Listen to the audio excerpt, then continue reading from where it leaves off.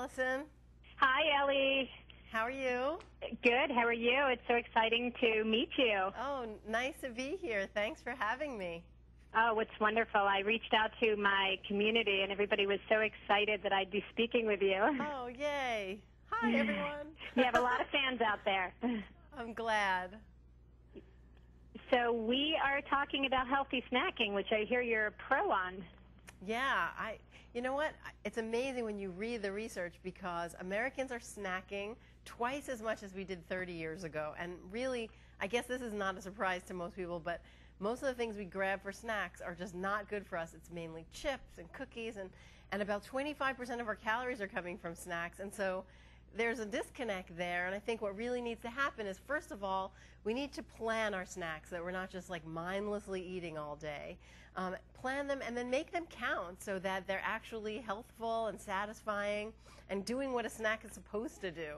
And so I think the key to that really is building your snack around fresh produce. Because when you have fresh fruits and vegetables and you're starting there, you're automatically getting a lot of satisfaction without a lot of calories, and you're getting a lot of nutrients. So that's really, I think, a big, great starting premise.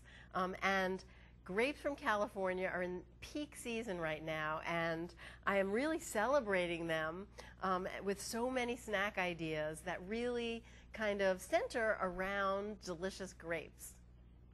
Well, that's so funny that you bring up the planning aspect, because one of my questions for you was exactly that, because I totally agree that healthy snacking so much is thinking about what to eat before you actually get hungry, which people don't have time to do.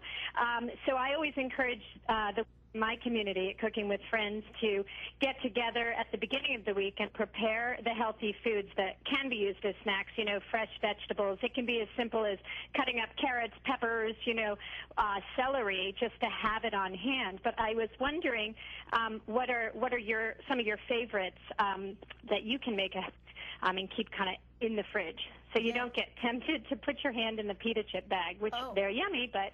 Right, exactly. And a little bit of that is fine, but it's so easy to overdo that. Oh, my God, I know. I completely agree with that, prepping produce ahead of time. Well, even for, like, salads and things, because you can have a salad as a snack, too, just like having your lettuce washed in advance. Or I think a lot of it also happens at the grocery store, what you purchase. And I think you can have foods on hand that are easy to pull together into a delicious snack. So I wanted to show you especially this one recipe for these pita pizzas, because I think it really is a perfect example. So it's just whole grain pita bread. So you slice it in half actually, so one pizza is half of a pita bread. Put some part skim ricotta on top, some sliced grapes, and you put it in the toaster oven for a few minutes, just until the cheese is nice and melty and the bread is toasted. And then some fresh basil, some fresh mint, a drizzle of honey.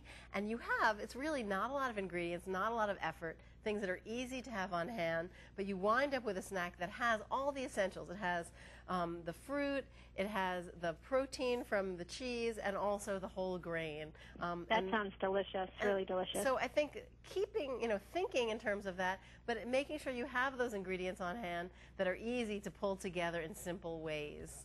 Now, Ellie, do you think that particular a recipe that you mentioned could be made and put in the freezer? Because so much of what we do is kind of, put some food in the freezer so they can literally be popped out and put in the oven. Oh, completely. I think you don't even need to. Like, you can keep the pitas frozen so that those are easy to have on hand. I do that a lot because they thaw super quickly. But then, other than that, it's just literally spreading some cheese on, cutting some grapes and putting that on top. So it's really like, I wouldn't freeze that part of it. Yeah, it's so simple. In terms of the freezer, I have these great frozen skewers to show you, which... if you're going to keep something in the freezer, like, this is the bomb. Basically, it's 2 colors of grapes. I think it just looks so beautiful, and you get that different flavor profile. Some bananas, and you drizzle it with dark chocolate, and you put them in the freezer.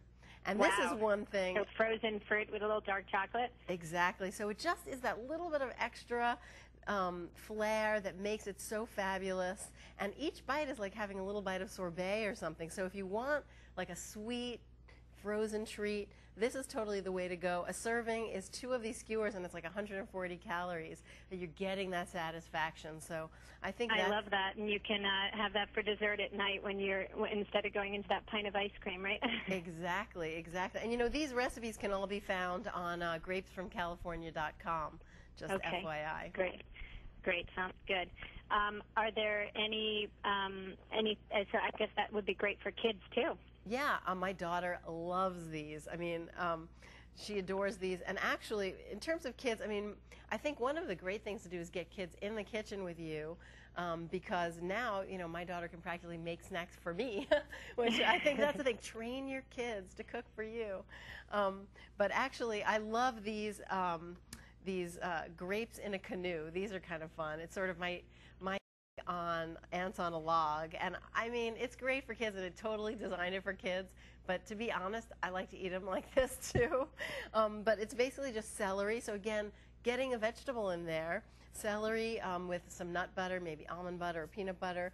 The grapes go in there, and then I use these little pretzel sticks as oars. It's just fun and cute, and kids can make it themselves. I mean, it's fun for them to do, and I think introducing them to this idea that, you know, delicious, healthy, fun, it can all work together. I think you're completely on track with that, totally. We, in our schools right now, you know, health is #1 concern, and healthy snacking, you know, that's a great idea to have the teachers kind of let the kids build something like that, you know, so they're part of the process of making their snack too. Exactly. That is a really good idea. And you know, studies are really strong that when you get kids involved in cooking, they're more likely to try the food, and they're more likely to like it. So yep. It really... I couldn't agree more. I grew up cooking with my dad, and my kids, I have 3, and they cook with me too, and I always tell people that, and they're always running in and out of the kitchen and helping and eating. Exactly. They eat better than most kids that don't. Exactly. It's funny. Yeah, even when my daughter was like 3 years old, I had her kind of tearing lettuce or doing something. There's always something. And in the beginning, they're sort of helping, I say in quotation marks, because kind of they're making a mess that you have to clean up later. But it really does pay off. It's really an investment. I completely agree. I always try to let my kids pick something totally new in the grocery store in the fresh aisle. You know, okay, you get to pick something completely new. Go for it, you know. But they can't pick something they've had before, and then that lends itself to either they like it or they don't, but they're trying at least. Oh, that's a great idea. And it also gives them the control. It puts it in their hands. In line with that, I also think another great way to go is kids love to taste and feel like they're doing a sample tasting. So in terms of grapes, I think it's fun to buy different varieties and let them do a little taste test and see which one you like best. And maybe you say, oh, this one has more tart, this one has more sweet, whatever. And I think kids love to do that with different varieties of food. And it gives them a feeling of importance and helps them explore taste, that sensation. I love the idea of a taste test, because what you're doing is you're putting the same food forward in maybe different colors, and, you know, you're not giving them one choice that they're going to say no to. That's a really great idea. I'm going to use that. Oh, good. Well, it's so nice talking with you. I guess I have to run. Such a pleasure. Everyone's going to love to hear the interview. Thank you so much. Thank you, too. And keep up all your good work. Oh, thanks, Allie. Okay, bye-bye. Bye.